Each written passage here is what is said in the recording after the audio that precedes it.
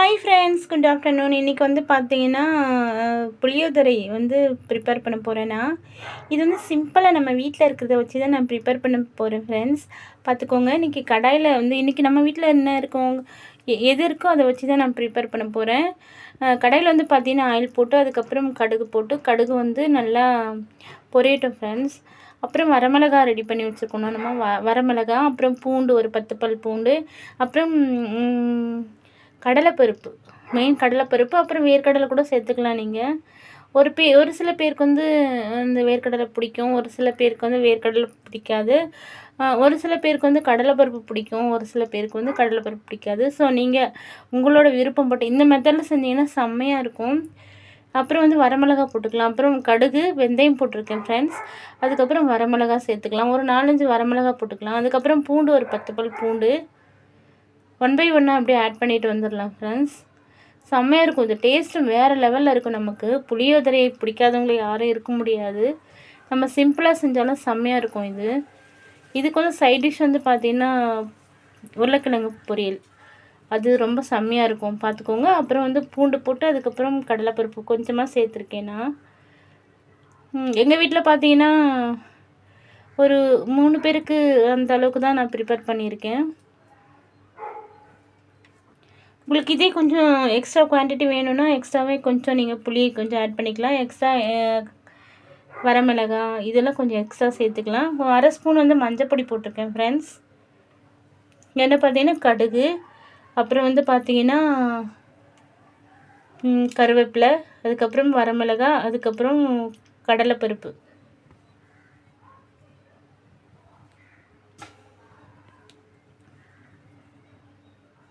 இதெல்லாம் பார்த்தீங்கன்னா அப்படியே கொஞ்சம் ஃப்ரை ஆகிட்டோம், எண்ணெயிலே ஃப்ரை ஆன பிறகு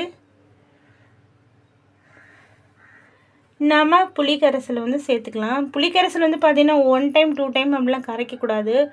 ஒரே டைம் புளி கரைச்சி அந்த தண்ணி வந்து பார்த்திங்கன்னா வடிகட்டி நல்லா தூசி இல்லாமல் வடிகட்டி அதுக்கப்புறம் அந்த தண்ணியை வந்து இதில் ஆட் பண்ணிக்கணும். கொஞ்சம் திக்காக தான் இருக்கணும் தண்ணி. அந்த மாதிரி ரொம்ப தண்ணியாக நிறைய தண்ணி போடக்கூடாது. நம்ம கொஞ்சம் திக்காக கரைச்சி புளி சாதத்துக்கு திக்காக தான் இருக்கணும். ஸோ அதை வச்சு நாம் மூடிடலாம். மூடிட்டு அதுக்கப்புறம் இதில் வந்து உருளைக்கிழங்கு எடுத்து வச்சுருக்கேன்னா, அதுக்கப்புறம் உருளைக்கிழங்கும் இன்றைக்கி வந்து நம்ம வீட்டில் புளி சாதமும் உருளைக்கிழங்கும் தான் ஃப்ரெண்ட்ஸ்.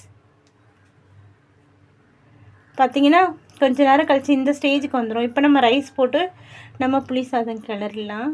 செம்மையாக இருக்கும், டேஸ்ட் அட்டகாசமாக இருக்கும். இது நான் எதுவுமே சேர்க்கல ஃப்ரெண்ட்ஸ். எண்ணெய், கடுகு, வரமிளகா, பூண்டு, கடலைப்பருப்பு, கருவேப்பிலை இவ்வளோ தான் சேர்த்துருக்கேன் நான். ரைஸ் போட்டு நம்ம கலரிலாம் செம்மையாக இருக்கும். அதில் ரைஸ் போட்டு அதில் ஆட் பண்ணிவிட்டு அதுக்கப்புறம் உருளைக்கிழங்கு பொரியல் இது கூட வச்சு நம்ம சாப்பிடும்போது சிம்பிளாக தான் இருக்கும், பட் சாப்பிடும்போது அவ்வளோ டேஸ்ட்டாக இருக்கும் ஃப்ரெண்ட்ஸ். பார்த்துக்கோங்க, அவ்வளோ டேஸ்ட்டாக இருக்கும். எவ்வளோ செம்மையாக இருக்குது பார்த்திங்கன்னா, சூப்பராக இருக்கும் டேஸ்ட்டு. இப்போ வந்து உருளைக்கிழங்கு ப்ரிப்பேர் பண்ணிக்கலாம். நம்ம ஒரு கடாயில் கடுகு, அப்புறம் கருவேப்பிலை, அப்புறம் உருளைக்கிழங்கு இவ்வளோ தான் சேர்த்துருக்கேன். இது மேலேயே நம்ம வந்து பார்த்திங்கன்னா மஞ்சப்பொடி, அப்புறம் மிளகாய் பொடி சேர்க்க போகிறோன்னா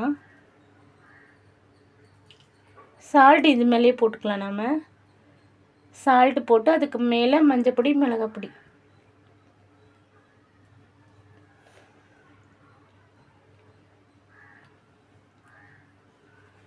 இது காம்பினேஷன் சூப்பராக இருக்கும். நமக்கு உருளைக்கிழங்கும் புளி சாதமும்னா செம்மையாக இருக்கும். அப்புறம் ஃப்ரைடு எக்கு கூட வச்சுக்கலாம். நம்ம மஞ்சப்பொடியும் மிளகாப்பொடியும் சேர்த்து அப்படியே மூடி வச்சிடலாம் ஃப்ரெண்ட்ஸ். அதுக்கப்புறம் கொஞ்சம் ஒரு 10 மினிட்ஸ் கழித்து பார்த்தீங்கன்னா செம்மையாக வெந்திருக்கும், பார்த்துக்கோங்க. மஞ்சப்பொடி போட்டு அப்புறம் மிளகாத்தூள் போட்டிருக்கேன், வீட்டில் அரைச்ச மிளகாத்தூள். செம்மையாக இருக்கும் ஃப்ரெண்ட்ஸ், நீங்கள் ட்ரை பண்ணுங்கள் சரியா. பேச்சுலர்ஸ் கூட இந்த மாதிரி ப்ரிப்பேர் பண்ண பாருங்கள். இப்போ திறக்கிறேன், ஒரு 10 மினிட்ஸ் கழித்து பார்த்தீங்கன்னா அப்படியே நான் போட்டு வச்சுக்க மஞ்சத்தூள், மிளகாத்தூள், அதுக்கப்புறம் இப்போயே கொஞ்சம் கொஞ்சமாக கிளறிட்டே இருக்கலாம். இதே மாதிரி வந்து ஸ்லோ ஃப்ளேமில் வச்சுட்டு கொஞ்சம் கிளறிட்டே இருந்தாலும் உருளைக்கிழங்கு அவ்வளோ ஒரு டேஸ்ட்டாக இருக்கும் நமக்கு.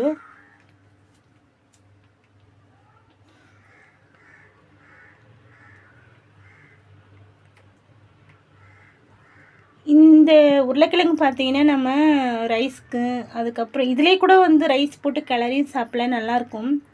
அப்புறம் வந்து பார்த்திங்கன்னா சாம்பார் சாதம், அப்புறம் தயிர் சாதம், அதுக்கப்புறம் வந்து பார்த்திங்கன்னா ரசம் சாதம் எல்லாத்துக்கும் இந்த உருளைக்கிழங்கு செம்மையாக இருக்கும். இதில் வந்து எண்ணெய் நான் வந்து பார்த்திங்கன்னா கடுகு கருவேப்பிலை அதுக்கப்புறம் வந்து உருளைக்கிழங்கு சம்டைம் நான் கடுகு கூட போட மாட்டேன், அவ்வளோ டேஸ்ட்டாக இருக்கும். நான் இதில் கடுகு கூட போட்டிருக்க மாட்டேன்.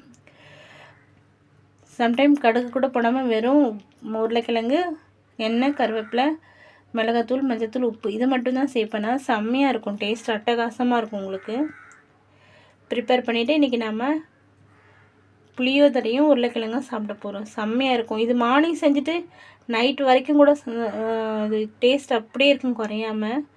ஒன்ஸ் ட்ரை பண்ணுங்கள் ஃப்ரெண்ட்ஸ். பேச்சுலர்ஸ் கூட நம்ம ஈஸியாக ப்ரிப்பேர் பண்ணிடலாம் இதை.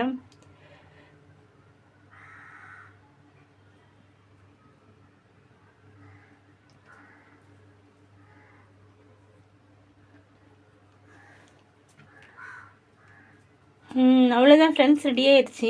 நமக்கு பார்த்திங்கன்னா உருளைக்கிழங்கு ஃப்ரை இதை இப்படி தான் கிடச்சிருக்கு. அதுக்கப்புறம் புளியோதரையும் உருளைக்கிழங்கு ஃப்ரையும் சேர்த்து சாப்பிட்டா அவ்வளோ ஒரு டேஸ்ட்டாக இருக்கும் ஃப்ரெண்ட்ஸ். ட்ரை பண்ணுங்கள். தேங்க்யூ ஃபார் வாட்சிங் ஃப்ரெண்ட்ஸ். Bye by.